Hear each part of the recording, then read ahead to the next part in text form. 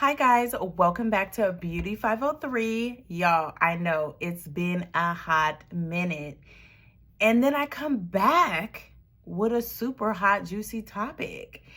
So it took me a minute, but I want this to be our next topic on the YouTube channel. And I'm sure you guys could tell by the title what we're going to talk about today.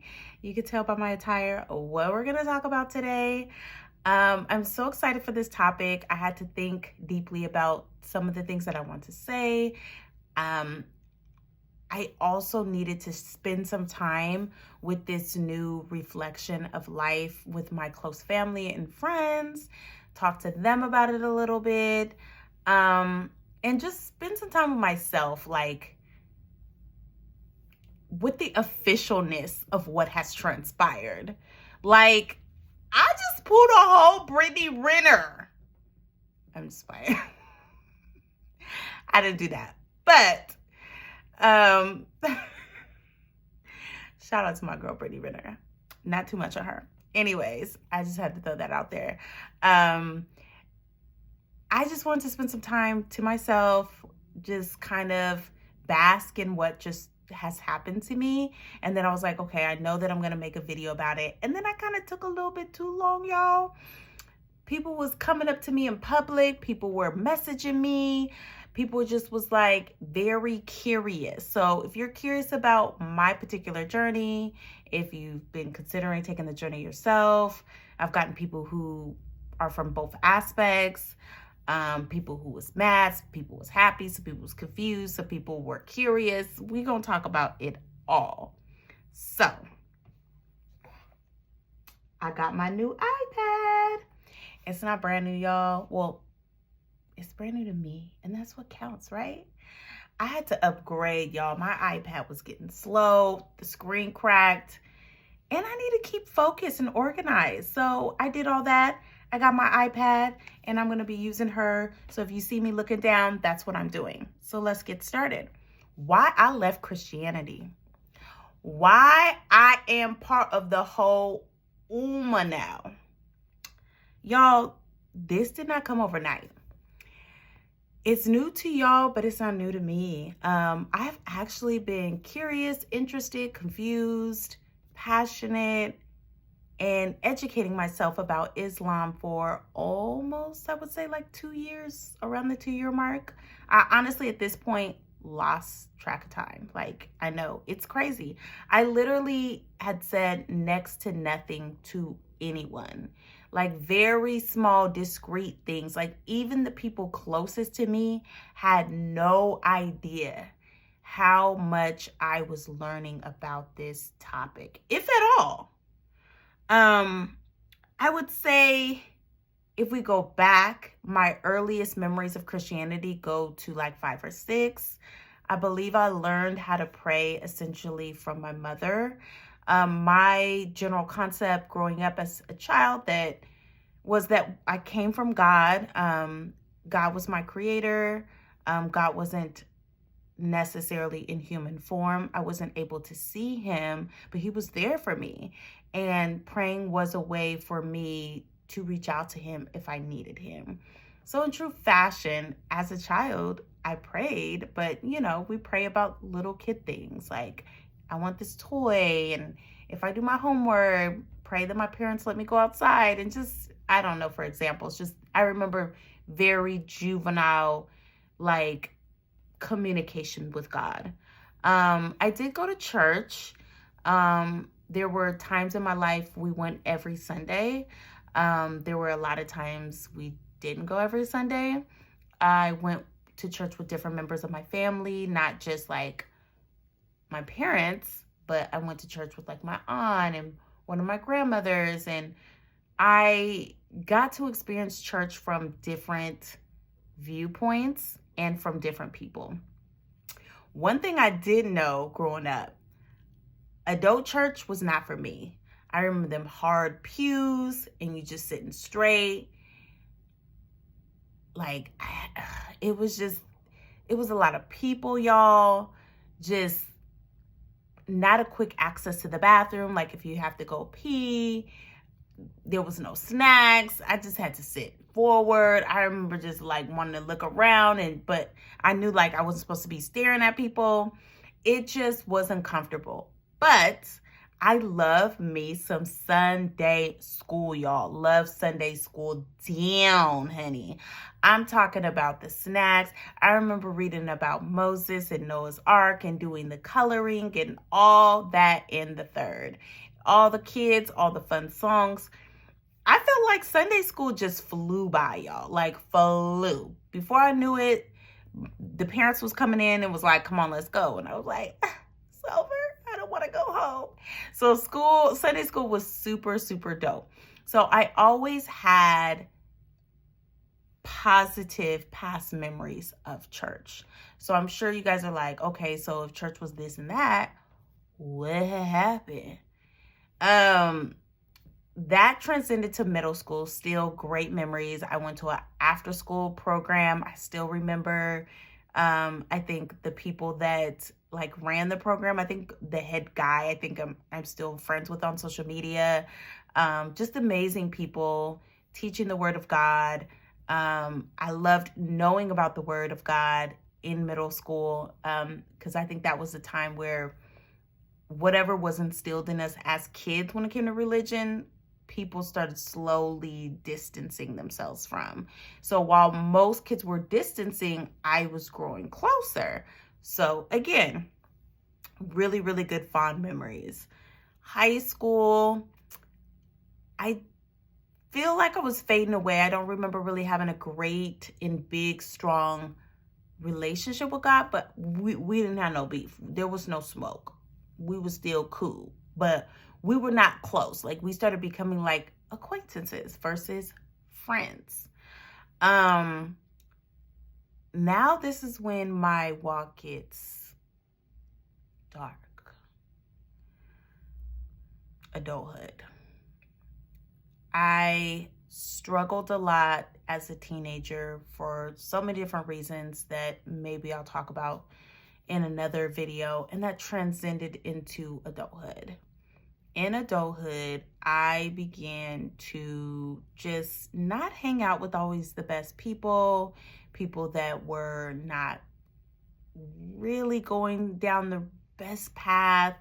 But for me, I felt like these were my friends. Like, these is my peoples. I love them down. We ride or die. We kicking it. We doing whatever. Like, what's the mood? Where we going? What we doing? In life, obviously, with a lot of people, teach you that that's not the case. Like, I think we all had just issues with friendship, like in our 20s. Like, it was hard because we're still learning ourselves, right? Like, it's normal for us to still have issues like with friendship. Sorry, y'all, if you could tell the sun is coming down, my bad. It's a little shadowy up in here, but I promise it looks better than if I had the curtain closed. So anyways, bear with me. So, yeah, so I started going down a really bad path. Like a lot of people, I was drinking, partying, staying out all night, not being productive. I was in college one minute, out of college, got back into college for a grant, withdrew, just all over the place, like dead end jobs, half the time not working. But one thing that I was always doing, baby, I was always kicking it. If there was no ice or snow on the ground, Latair was not at home, honey. It didn't matter. I was figuring it out. Whether I had a car, whether I had a job, whether I had money, like, listen, I had the means to kick it somehow. So, like, it still, to me, amazes me back in the day how we could be leaving the house when the sun is up in the morning and don't come home until the sun is setting. And we really didn't have money like that. Now it's like, I feel like I'm gone out the house for 2 hours and I didn't blew, I don't know how much money. So it just, I'm lost, honey. But I digress. That's what I was into. And slowly but surely, I was drifting further and further apart. I knew it in my spirit. I kept trying to get right with God. I would go to church. Even if I was out at night, I would like, dang, I got to get up and go to church. Like, what am I going to do with my life? Why do I keep kind of succumbing to like this behavior and being with these people and just all these things? And that just continued. That just continued essentially throughout my 20s. I just had a seriously, seriously bad battle. I think Islam came into place by accident. I was learning a lot about Islam through someone I was dating. I was definitely not interested. I made it just crystal clear that I did not want to part ways with Christianity. I mean, me and Christianity was still thick as thieves, because at this point I kind of got out of my party phase, got my life kind of in order. I was more devoted to God, not really going to church, but creating my own path of who God was for me. But I have like 3 tattoos. All my tattoos are Christian based.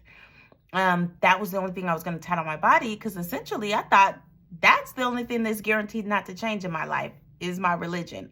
And I was wrong. So I learned a lot from this person, but the person and I would just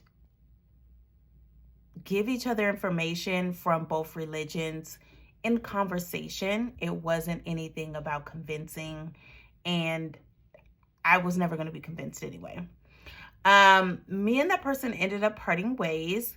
And I wanted to learn more about my ancestry, my lineage, African people, the continent of Africa. So much was happening at that particular time with police brutality, things that was happening with African American people in America. And I just was like, this can't be it for us. Like, there has to be a place where I feel like we really belong. And I'm not saying that we don't belong in America, by any means. Like, hell, we built this. Let's be very clear about that in so many ways. But I just wanted to know, like, where did it all begin with us? And of course, you're studying culture, you're studying food, you're studying different countries, you're studying languages, and of course, you come upon beliefs. So I learned more about Islam. I was like, that's really dope. Like, a big portion of Africa is Islamic. Like, that's interesting. And I never forget, me and my family went to Powell's bookstore after hanging out for a family member's birthday. We were downtown. We're like, let's just go to Powell's, And I got out of reading for a while, and I really just kind of wanted to get back into reading. So I wanted to get a book. So I knew I wanted to get like a self-help book, and then I wanted to get an educational book. And at first I was like, should I get a book about Africa? And I kind of did. It was like an African myths book. I loved African myths growing up, like Anansi the spider, all that. So I got the African myths book. I got a self-help book, I believe from Dave Ramsey, if I'm not mistaken. And then I want to get another book. And I was like, let me see what they got in the religious aisle. And I never forget, you guys, going down that aisle, I was so scared.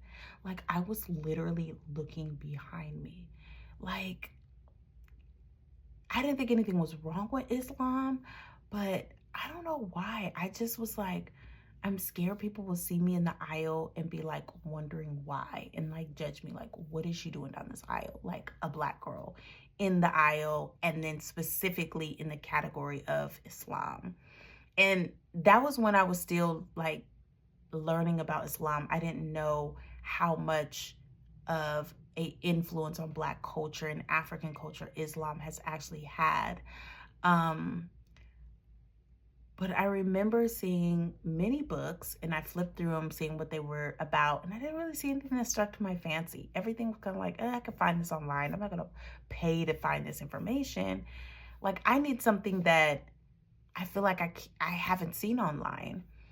And then I came across a book. I don't have it in front of me. I let somebody borrow it, but it's called Reading the Muslim Mind. It's a guide of the differences between Judaism, Christianity, and Islam. And I'm like, this is what I want. This right here. Yeah. And I was flipping through, and it literally was talking about the histories of all the religions, similarities, differences. I was like, oh yes, oh yes. And I was like, please don't let it be expensive, child, because I barely be reading. I don't want to spend a lot of money on the book, and then I don't like it. I don't even live down here to return it. I turned it around, and I think it had to be like $5-6. It was very cheap. So I remember grabbing the book. I remember going back to my cousins, and they're like, oh, what did you get? And I was just like, oh, I got an African myths book, and then I got like some self-help books. They're like, of course you, self-help book, blah, blah, blah, blah, blah. And I'm like, yeah, huh. Still have like the Islamic book at the bottom. Like, now that I look back, I'm like, girl, why would you do? Anyways, fast forward, reading about it, I started getting more and more and more interested. So I started watching Islamic speakers, and I started resonating with so much of what they said. Dr. Eunice, Yasmin, if you guys know her, Mufti Mink. I mean, I watched so many of their videos, hours and hours and hours. Before I knew it, my friends were calling. I was ignoring calls. I wasn't picking up. I just was completely engulfed. They were like, where are you? How come you didn't answer the phone? Or like, I haven't talked to you in a bit. Like, what's going on? I was like, oh, nothing. I was just making up stuff, y'all. And I just really just wanted to focus on this journey. So I was learning through them how to pray, like what certain things were like meaning. I was downloading prayer apps. I remember purchasing a Quran. I told my cousin who's Muslim. My cousin went to Medina and came back and gave me a Quran. And I was celebrating Ramadan, and I would always go to iftar with my friend's family. And, you know, that's when I started getting comfortable telling people, like, I'm interested in Islam. But people just kind of left me alone. They let me just kind of do my own thing. And I really, really appreciate it, because if I had felt pushed or anything, I may have not gotten to where I was today.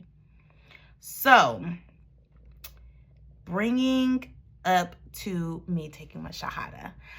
I had wanted to take my Shahada so bad, but I was so stuck with the idea of like, once I take my Shahada, I have to be like this perfect Muslim. I can't mess up. I can't do anything wrong.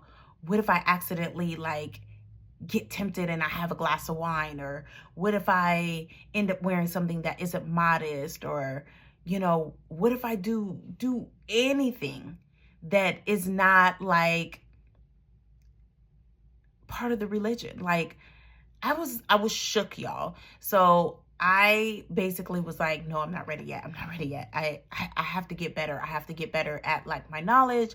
I have to get better of like strengthening my mentality, changing my life, and so forth. And like I said before, I had been changed how I was dressing.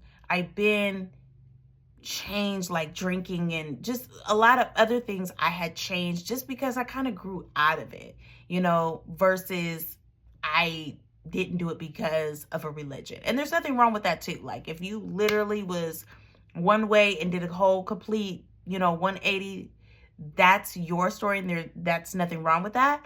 But that wasn't my story. I literally had been changing my life, just getting older and like, I don't want to do this, changing friendship circles, just having time to myself.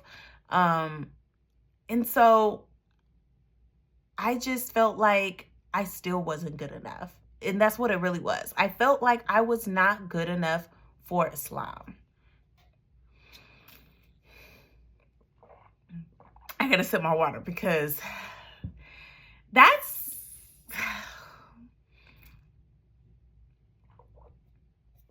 That's a lot to literally say that you feel like you're not good enough for an organization, a religions of belief. When now that I think about Islam, it's just like, oh my God, Islam, if it calls anybody, it calls the broken, it calls the weak, it calls the people who ain't living right. That's who Islam calls. It don't be calling folk that, I mean, it could, but it don't always just be calling people who have everything together. They're so perfect. Oh, and then Allah's only calling them. Like, no. Allah is calling the people who doing foul every day. And here I am already changing my life. And I still don't think I'm good enough for Islam. That is crazy. Crazy, you guys. I literally thought that. I was in here wanting to take my shahada so bad, but I was like, oh, if I make one mistake, folks gonna roast me, they gonna clock me, they gonna drag me for filth, I'm getting canceled. Not that I'm anybody to get canceled, but like, I just feel like there's so much scrutiny in the world, you know? Whether you're famous, whether you're not famous, like, people are always watching what somebody else is doing instead of minding their own business and worrying about their own walk and their own purpose on this earth. But that's a totally different subject. Let me regroup, because I can get really passionate about that, because it's just so freaking irritating, because that type of behavior is exactly what deters people from doing whatever they want to do, because they know folks is watching and ready for you to just sneeze wrong so that they can say something. I just came to the point where this Ramadan came up in March, and I was like, I'm taking my shahada. This is my new religion's holy month. I have not felt anything wholesome in my heart but this religion. I'm over here praying like a Muslim every day. I'm over here not eating no dang pork. I'm watching what I say. I'm feeling guilty when I do or say something I ain't post. Like, this is the walk for me. Nothing else is going to make you feel that way if that's not what you're supposed to do. And I'm not talking about no weaponized religious guilt where I felt shame or I felt like I was not a good person or anything like that. It's just real, like, this, what you doing is not going to get you to where you want to be in life. This is not who you are. This is not who you are becoming. This is not aligning with the things that are most important to you. You're just doing it for the sake of whatever, to be around folks that are doing it because that's all you may know, whatever the case, but that's not who you really are inside. You know, so I was like, this is my holy month. I ain't caring about what these people say anymore. I'm going to do what I feel like is best for me and my belief system and what makes sense to me.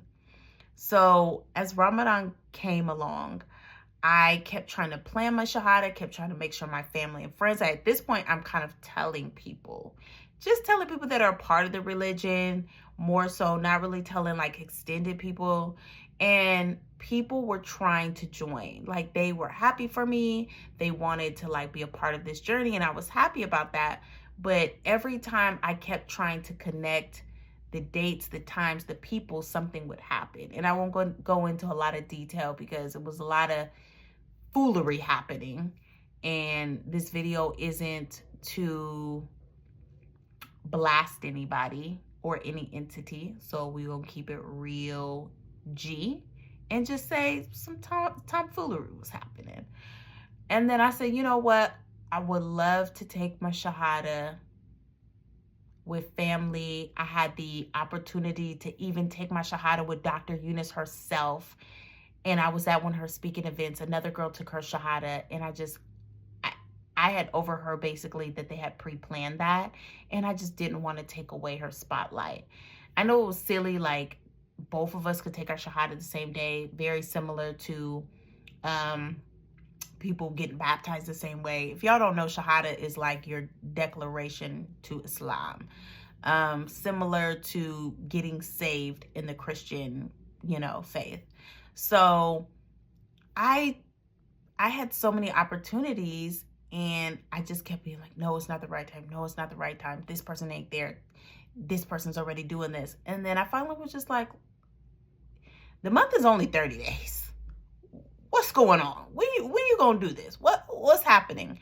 And I was like, okay, I want to do it on Friday because it's Juma, which is like a highlighted day, which is Friday for us, similar to how like some Abrahamic believers believe in like Good Friday. It's similar to that. So I was like, I want to do it on Juma. That's a blessed day to do your Shahada. And again, still wasn't working out. I came across a masjid, and again, I'm inquiring, I'm reaching out, I'm trying to connect with the organization. I'm like, man, it's going to be the same thing that it's been. Tomfoolery. I was ready to just do my Shahada at home and literally read a recording. And I know there's controversy. Some people believe that that's good enough. Some people believe you need somebody there, witnesses. But I was thinking about doing it by myself first, joining the Ummah, and then doing the official later, because I was just, at this point, I was spent. Like, is this not where I'm supposed to be? Why do little things keep happening that seem to be getting in my way of doing what I want to do? Is this a sign that I'm moving wrong, or what's happening here? So I reached out to the place. I think I called them and emailed them. And I was like, if they don't answer, I'm literally done. I'm not reaching out to nobody else. I'm good. And they hit me back quick, and they called me. They were like, we'd love to talk to you. This thing kind of moves very fast. We don't like to delay. And I had heard from other places, you shouldn't delay your Shahada. And I will tell y'all, anybody who has made up their mind, okay, this is what I believe in and this is what I want to do with my life, do not delay your Shahada. Anything could happen to you, and then you're just like in limbo mode. So don't delay your Shahada. Don't do what I do. Okay? Do as I say, not as I do. And I'm telling you, don't delay your Shahada. And so I was like, okay. And she's like, he was like, I'm gonna have one of the sisters, I believe he said his wife, was it his wife? It could have been, reach out to me. And he was like, is text cool? And I was like, yeah, text cool. I'm still at work. And they're like, okay, somebody gonna reach out to you in a couple hours. Sure enough, some people reached out to me and they asked me if I would want to come after work. And I was like, oh my God, it's really happening. Oh my God, it's really happening. And I still was kind of thinking that something might get in the way. So I was like, I'm going to say yeah, but if something happens, I'm just going to go with my original plan, which is to handle my stuff myself until I can get to a proper organization that will do it. So sure enough, she was like, come to this address at this time. I shared my location to make sure I was going the right place. I got there, introduced myself. I remember I went the wrong way. I accidentally went to the men's side. Y'all, it's totally different. Like, it's almost like, okay, the mosque is the masjid. It's kind of like the church. So when you go there, there's a side for the men and the women. So I went to the men's side. And so I'm hitting everybody up like, where y'all at? They're like, we here. We're waiting for you. We don't see you. And I'm just like, I'm here. Where are y'all? Didn't see anybody. And then they figured out I was at the men's side. So, but once I got to the right place, they introduced me to folks. We went into a room. We did the declaration. They just basically say it in Arabic and you repeat after them. And then basically somebody tells you like basically what it says, like, so you know what you're saying. Obviously I had already read and like learned about the Shahada, why, the words, everything. I didn't know it by heart, and I still kind of stumbled a little bit, but I was very already familiar with it. So that's what happened. And then once it happens, it's done. So then they showed me the whole building. They showed me how to properly make wudu. I was doing wudu. There was a couple details that I was missing, so they perfected that. But they were like, this is really easy because you have already been on the journey. You've already been doing the things. We don't have a lot to, like, we're usually like taking a long time teaching people, but you know so much already. And so they gifted me like a gift. They gave me like some clothes. It was just dope. Everybody was so sweet. So welcoming. I'm glad that I didn't think that I should have delayed my shahada, but in hindsight, the blessing was at least going through a couple of bad apples and finding my way.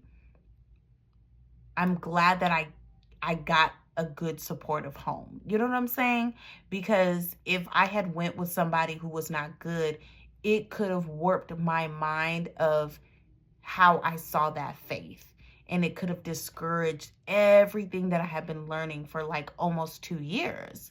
So I definitely encourage people to do their research, but don't delay your shahada. You can always find a better mosque or master. You don't have to stay with the same place that you did your shahada. You know what I'm saying? Like, you can move on. You could do something totally different. You know, it's not worth being in limbo for sure. But that was the hindsight that I got. It's just like, I got blessed with a great masjid because I had kind of delayed. So that was how my taking shahada kind of went. If y'all want to know, I formally took my shahada, I believe it was March 5th.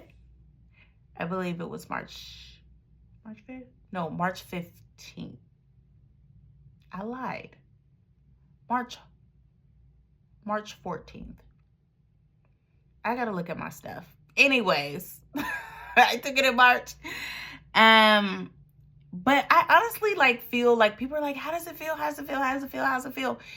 I was relieved because I felt like I was in limbo for so long. Like, I was kind of living life as a Muslim, but I hadn't took my declaration, which is one of the major 5 pillars of being a Muslim. So it's like, you Muslim, but you not fully Muslim until you take your shahada. So I was like, I really need to do this. And so it was just like a big weight off my shoulder. Like, ooh, child.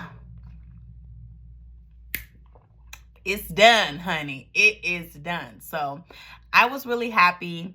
But honestly, I just like felt like it wasn't this like brand new, like the experience everybody else gets. I didn't get it because I had already been doing it for so long. And now that I look back on it, I'm like, ideally could have took my shahada 2 years ago. But I mean, God's timing is perfect anyway. Like, I don't have any regrets really. Like, because I could have took it and then thought, oh man, I messed up. Like, I think I took it when I like was really firm and didn't care about the judgment and the scrutiny that was coming my way. And baby, it came my way.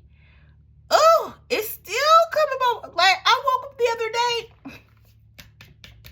ain't even swung my feet off the ground. And this is why, for I think all believers, and I'm going to even speak to my Christian folks, this is why we have to get up off our phones in the morning. Go and make prayer however you do. Like in Islam, it's make dua. But go pray before you check in a device, because you don't know what people are saying on it.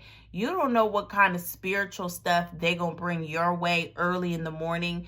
And for me, I feel like that's when we're vulnerable. We're just kind of waking up. We're not fully alert and active. And we already looking and tuning in to a bunch of mess. No, don't do that. So, yeah. Don't do it. Y'all, just early in the morning, mess. I've dealt with late at night, mess. Like, I understand people have questions, and I understand that people have loved ones who they ideally want to have the same walk as them. But if you had a walk that was similar to a loved one and that person has decided not to walk that way anymore, I think we could just respect it. I'm not saying we can't ask questions, but to continue to tell them to turn back to Jesus Christ, to continue to tell them, I just want to make sure that you know what you're doing, to continue to send them, content that is not from their religion on purpose. It's like, you know what you're doing. You're not trying to educate. First of all, I'm not going to act like I'm an expert, but I really don't need to be educated on Christianity. Like, I have absolutely zero. I want to make it very clear.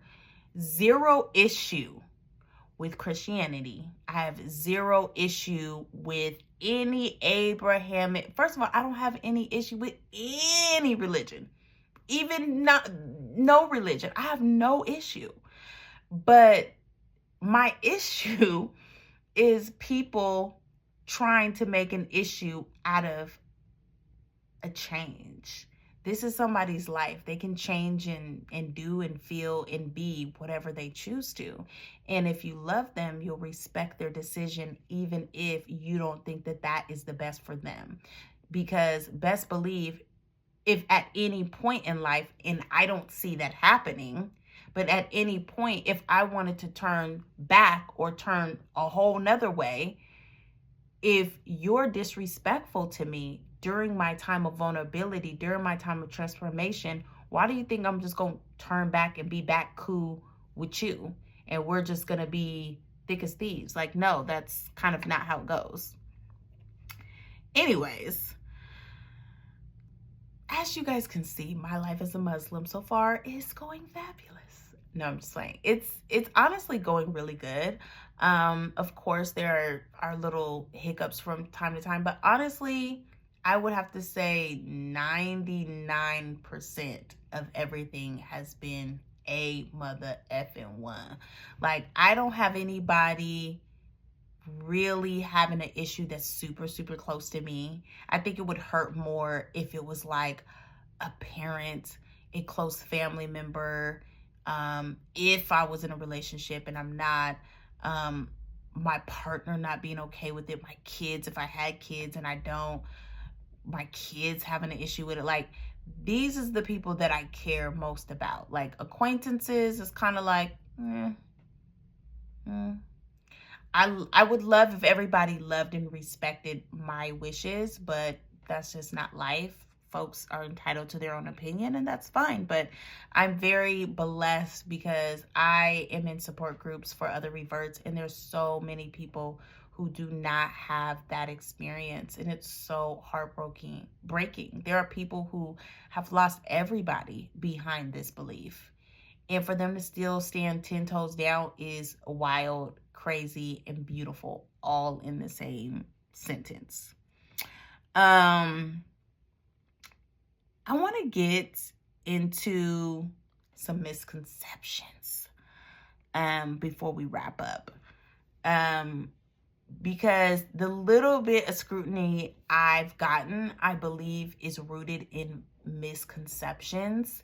It's one thing to me to disagree with somebody's journey, but I feel like it's a totally different thing for you to kind of have a weird mindset of what is happening. So I can't get into all the misconceptions, but I will get into a couple and then we'll wrap up.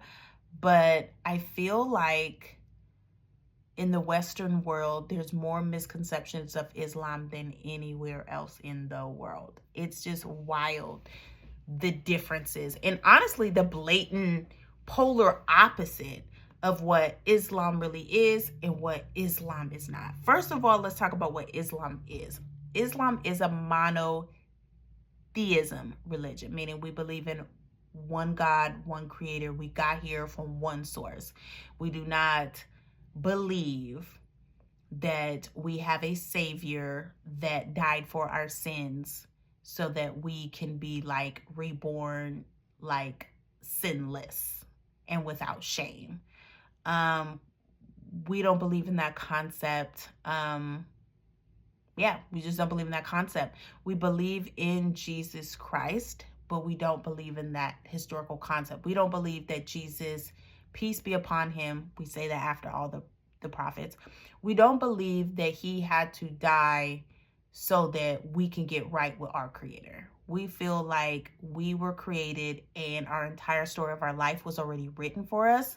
Yes, that there will be changes and things will be different in our life because we make choices that change our trajectory each and every day. However, that's still written. We didn't feel that we needed anybody to rescue us. Like, we don't believe that the prophet's job was to do that. He had other missions. We've learned so much other things. We do believe that he comes back on Judgment Day, similar to Christians and I don't know, maybe other religions. But we don't believe in him dying on a cross and all that kind of stuff. Yeah, it's kind of like a similar movie, but different endings, if that makes sense. I personally believe that Islam is the continuum. So I believe that we were supposed to, if I was living during the time of Judaism, I would be practicing Judaism right now. If I lived in the time of Christianity, I would be practicing Christianity. But each time there's a new belief system, we are supposed to convert. The reason why we don't convert, because people are like, why would you convert all these times? Well, you wouldn't be alive to see all the books. So people didn't really have to convert because the books are spread apart. You were alive during the time of whatever book was about. So we're in the time of Prophet Muhammad, peace be upon him. So we practice Islam. This is the final chapter. There is nothing else after this. It's like having a movie 1, movie 2, movie 3. And have you ever seen like different characters happen? Because people are always like, why is Prophet Muhammad not in the Bible? Different characters come in different aspects of the movie. I'm pretty sure people have seen series and different characters come into play for different reasons and different needs. The need for Prophet Muhammad is not the same need for Jesus and for Moses and for everybody else. Everybody had a different purpose, and the purpose was fulfilled the way God wanted it to be.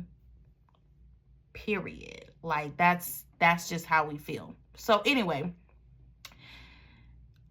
did anyone pressure or manipulate me into doing this? I actually had somebody kind of not downright ask me, but kind of like on a slide tip, is like, well, I don't know.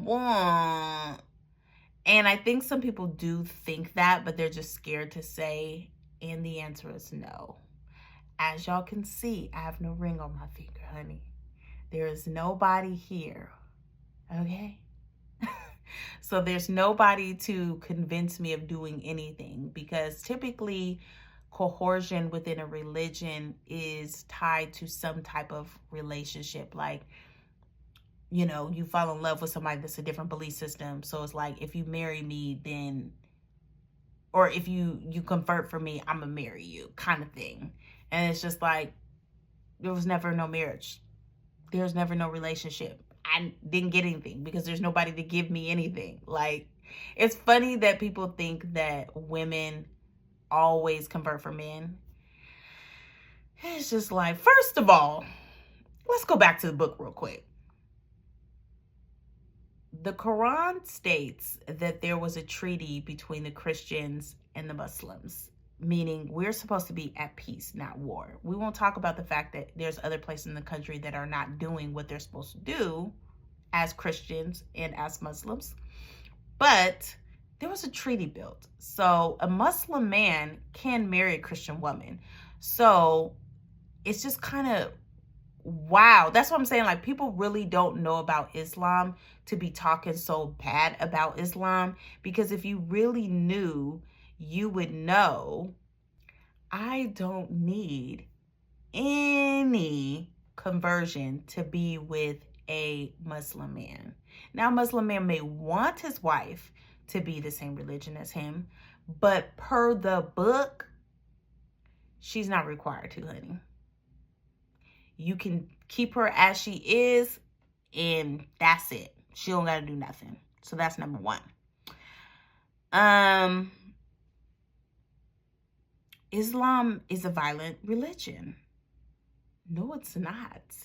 Islam literally means peace through submission to God. Like, literally, the name of the religion is peace. Now, do we see extremists? Do we see people killing? Do we see bombing? Do we see all these other crazy things that's happening in the world? Yes, but does that literally reside in any religion, any class, any creed? Like, anybody could be anything. Like, you could be from the gender female, or from the age group geriatric. You could be from the nationality of whatever and do bad things. Like, you can belong to a group or class and still do things that are not right within that class. I hope that makes sense. Like, you can go against your own people in any group. So that doesn't mean that the entire religion stands for that. We don't think that's okay. We don't be like dapping them people up behind, but like, yeah, you did that. Like, no. We just believe God gonna handle them when he handles people. Oh, I like this question. People say this to me too. You left Jesus Christ, so you don't believe in Jesus Christ. You left him behind. I love Jesus down. What is you talking about? Peace be upon him. I love him. I look forward to seeing him on Judgment Day. Yeah. It's just, it's crazy that you believe this, like, how somebody died. And I won't say it's not important, but how somebody died to me is never as important to what they did when they lived. There's so many people that know so much about Jesus and their thought process of him on the cross and all this other kind of stuff. And there's nothing wrong with it. Again, I'll keep saying that so people don't think I'm disrespecting. But it's like they don't talk in just fall in love with the awesome things he did, you know, while he was still living. Because we both agree that he's not here. Like, I think we agree that he's no longer. But are we really going to sit over here and beef about how we feel like he passed when neither one belief system was there? Like, anybody that's looking me in the face and telling me, oh, but he died like that. Was you there? Oh, okay. I wasn't either. This is what, you know, transcends well with me and my life experience and what makes sense in my head. What makes sense in your head is what makes sense in your head. People believe I gave up my freedom for a bunch of rules. We believe in Islam that it's not rules, it's protection. The things that Islam protects us from is things that I feel like never got me anywhere in the first place. The things that Islam is quote unquote against is relatively the same stuff that is in the Bible that you're not supposed to do either. And I don't want this to be a Christian versus Islam kind of thing, but I'm just referencing Christianity because people who don't believe in anything, or people who don't believe in anything that is Abrahamic, are usually not the people that are attacking. It's the Christians. And I hate to say it, but that's just my experience. If your experience is different, that's your experience, but that's just my experience. Like, the rules are relatively the same. If somebody is following them to the very best of their ability, and we all falter, it's not giving up a freedom. It's literally saying, I don't want to do these things anymore because they're not good for me. And for reverts, we actually have lived experience that this stuff don't work. It's like saying, how come you don't rob banks no more because you Islamic? Like, you just have all these rules. It's like, mofo, I did rob banks. That ish didn't get me nowhere, so I stopped robbing banks. Like, it's just as simple as that. I'm just using that as an example. Another question is, why would you choose a religion that makes you cover up? I'm on my own journey with modesty, so you will see me covered and somewhat uncovered. Yeah. Modesty is a whole journey within Islam itself. It's a whole, like, Islam is a journey, and within that journey, there's subgroups of journeys. Like, hijab is a separate journey. There are going to be times you may see me without a hijab because I'm on a journey. I'm not going to go do all the twists, turns right the first time around. I don't feel like it's forced upon. Like I said, I was already scaling back off the hoochie coochies long time ago. So it wasn't anything that I felt like I was made to do. I wanted to change how I dressed regardless because I'm older and I just didn't feel comfortable dressing the way I was dressing. Isn't Islam anti-women? No. When I tell you we have so many, like, just rules in Islam that respect and put women, like, up here. Like, I feel like I was leveled up. Like, women was already royalty to me. But Islam make me feel like as a woman, I'm in VIP. Like, I'm upper echelon. Like, please. I'm a girl. I'm a woman. Please. You know, like, we just have so many things that just elevate us. Like the way that men are supposed to treat us, what they're supposed to do for us when they marry us. You know, a lot of people arguing 50-50. That's the new trending topic. There's no 50-50 in Islam. If you can't afford to have provision over your wife, take care of her clothes, her shelter, her necessities, and the kids, then you need not to talk. You need not to be in her face. And I love that for us. Isn't Islam just an Arab religion? No, it is global. Like, when I tell you how many people that are from all walks of life, I'm talking about Europeans, like Spanish, Asian, like everybody. It's just insane. I actually think Spanish-speaking people, they said, currently is the fastest group of individuals converting to Islam. So I think that's super dope. Don't Muslims hate non-Muslims? No. Like, the treaty was built for a reason so that we all can get along and coincide. Does that always happen? No. But Islam doesn't teach hate. We're all supposed to love each other as brother and sister and get along and live peacefully. Are you afraid of hell for leaving Christianity? No, I'm not. Call me crazy, but I don't think hell is specifically for one individual group. I mean, I don't believe heaven is for one individual group of people. And I don't feel like hell is for one individual group of people. Anybody could get it. So that's just that.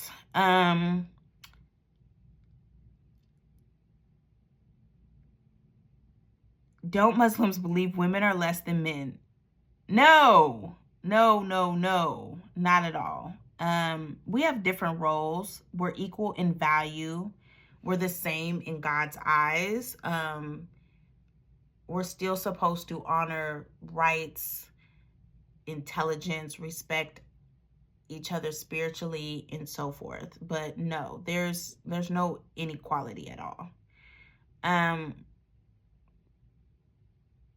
People also have wondered what part of being Black American is associated with Islam. Like, do I feel like I'm less Black because I am Muslim?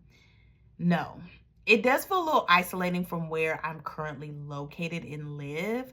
But when I go online and I love it, I get so reassured because I'm like, dang, look at how many Black Muslims there really is around the world.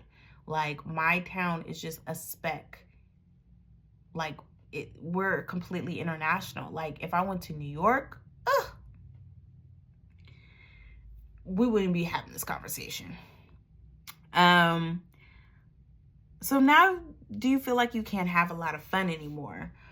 I don't think so. I think my idea of fun is just different. And again, it was something that was changing already. The crazy thing about all of this, y'all, is really that everything that I was morphing into internally really aligned with Islam before I was even studying, before I was curious, before I met anybody, before I went to that bookstore, before I took my Shahada. Like, I already started feeling like the things that I was doing was not fun anymore. I was being tired of going to the club. I was being tired of wearing them outfits. I was being tired of drinking. I was being tired of men being in my face. I was being tired. So now it's just like I can kick it, and I love, like, ooh, like, I don't have to go to the club and my feet be hurting and that too tight ass outfit, waiting in line in that nasty, funky ass bathroom, somebody that didn't have way too much to drink throwing up, somebody talking to me that I don't want to talk to, feeling like I need to get somebody my number when I really don't. Like, the environment, even if I didn't do any of the things that I said, like, because I know people like, well, you don't have to dress like that. Well, you can go to the club and not drink. Well, you don't have to talk to dudes if you go to the club. Like, I know I've done that too. I've gone to the club and didn't wear that and didn't talk to these people and didn't. The environment just got tired and played to me. Like, I was just like, I don't even feel like being here. I don't want to do this. Like, is this all we do? Is this all we do?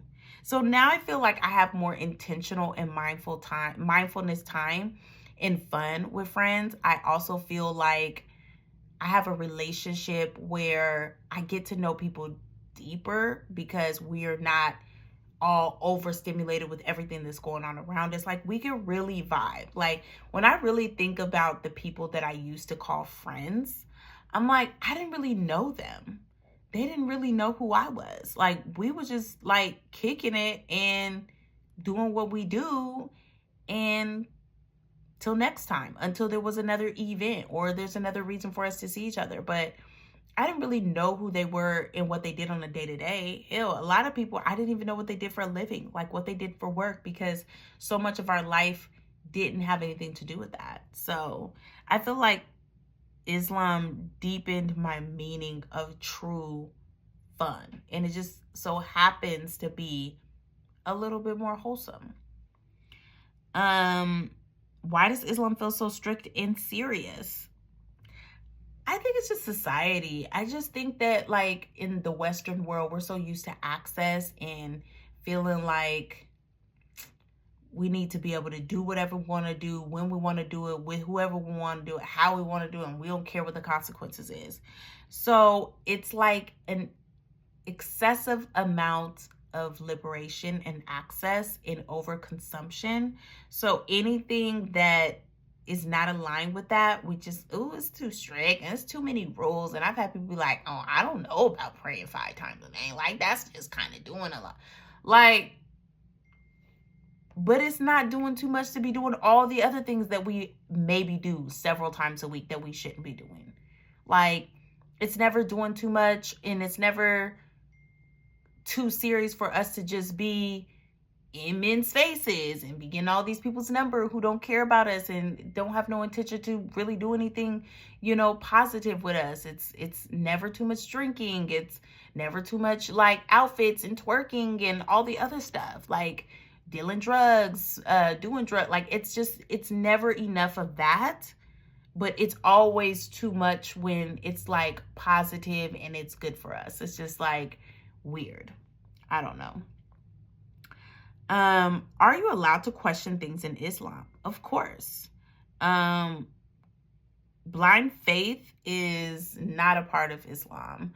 They really want you to know and feel comfortable before you take your Shahada. The reason why they moved along very well with me is on the phone, I already said on the voicemail, I've been studying. I already know, like, I don't need no informational meeting. I don't need no pamphlet. If you do, that's fine. And they'll take your time and give you what you need to know. And then you go off and make your own decision and come back if that's what you choose to do. But there's no coercion in Islam. There's no forcing. And I love that. You can ask questions. You can say, I don't really understand that. Or I don't know if I actually even believe that. Like, do you have any proof that that's real? Like, do you have any, like, references? And they have them. And it's dope. So yeah, that's all the questions I have. I may have a separate like Q&A that goes more in depth about like the facts of Islam. I really didn't want to go too much into that in this video because I already knew talking about my journey was going to be already long enough, because I wanted to talk about where I came from as well, because I didn't want it to be misconceived as if I had this horrible relationship in Christianity and that's what pushed me to Islam. I feel like I had a great relationship with Christianity. I feel like I just discovered that this is where I need to be.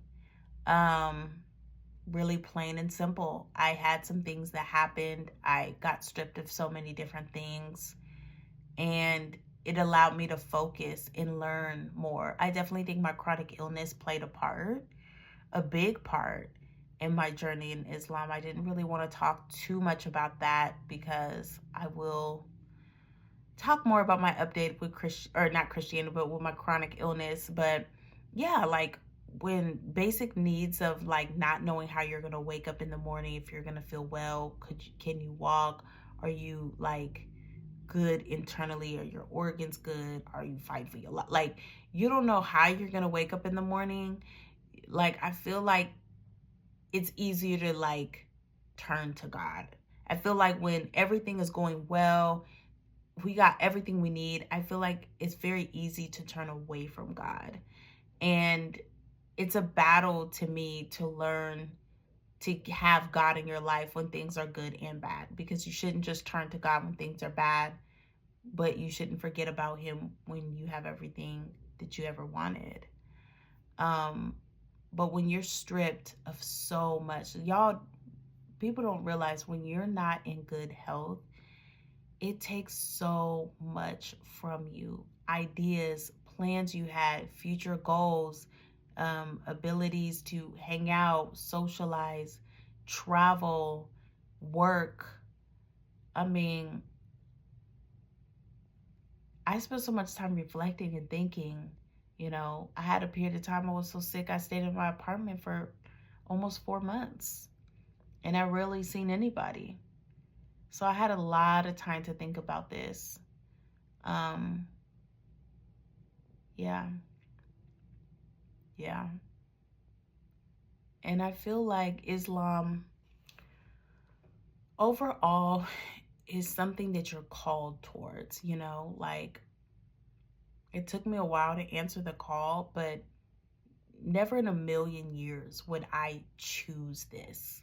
Now I understand when people say, I didn't choose Islam. Islam chose me. And that's not cliche. That's real. Like, it is because of societal standards, not actuality. Because of society, it makes it seem like an impossible journey for anybody to go on. Like, it automatically sets you up to fail. And really, you're set up to win so much in Islam. It is insane how it just makes life so much easier for you. And how we make things so hard. I don't know. But yeah. I just feel like for those who have been called,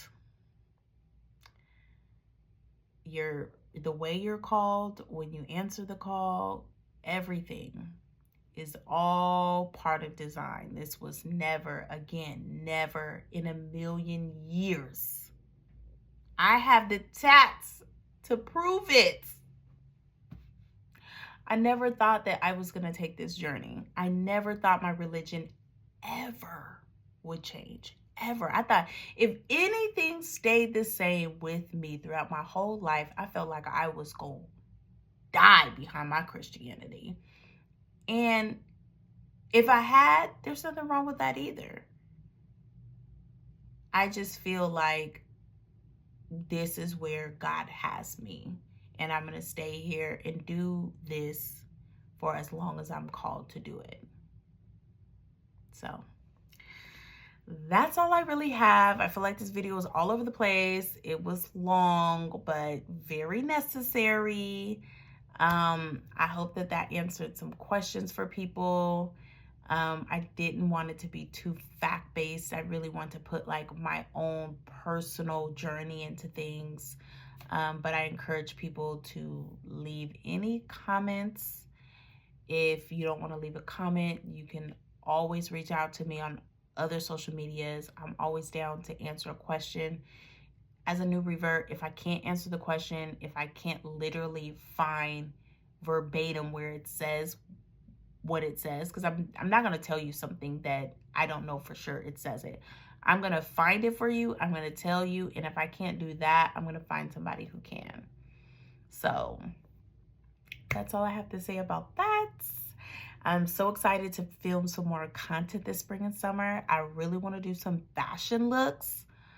My battery is dying. But yeah, I will be back with some looks, some other fun things, and some updates, some life updates. So see you next time.